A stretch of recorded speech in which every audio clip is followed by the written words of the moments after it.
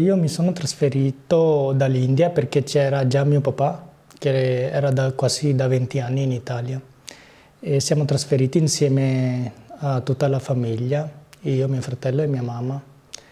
E sono 10 anni, eravamo a Lassio.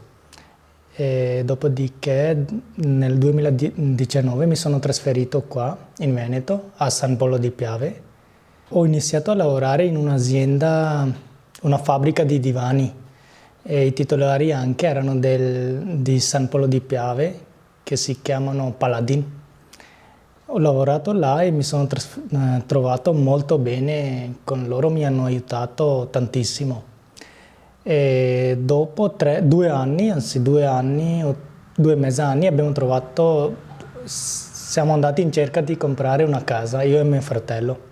I titolari dove che lavoravo, mi volevano aiutare mi hanno offerto, perché ero in difficoltà per avere il mutuo per la casa, no? Allora i titolari mi hanno detto, ok, io ti aiuto con 10.000 euro, 15.000 euro, e così è facile prendere un mutuo, no? Non abbiamo approfittato però a loro, sì.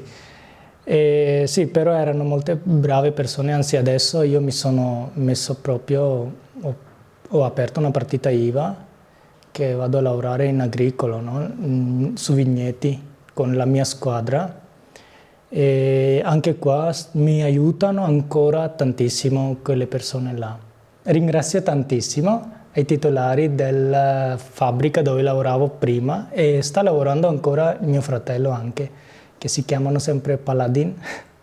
Sì, perché mi hanno aiutato tantissimo, ma tanto sì. E io vivo molto bene in Veneto, anche in passato a Lassio eravamo sempre trovati benissimo. E non ho trovato neanche il razzismo di quelle cose là, perché mi sembra quella cosa là dipende da me. Magari come mi comporto con la persona. Se qualcuno mi tratta male, magari... Però secondo me non è il razzismo quella là. Cioè dipende anche dalla persona che ho trovato o come mi sono comportato io con quella persona là.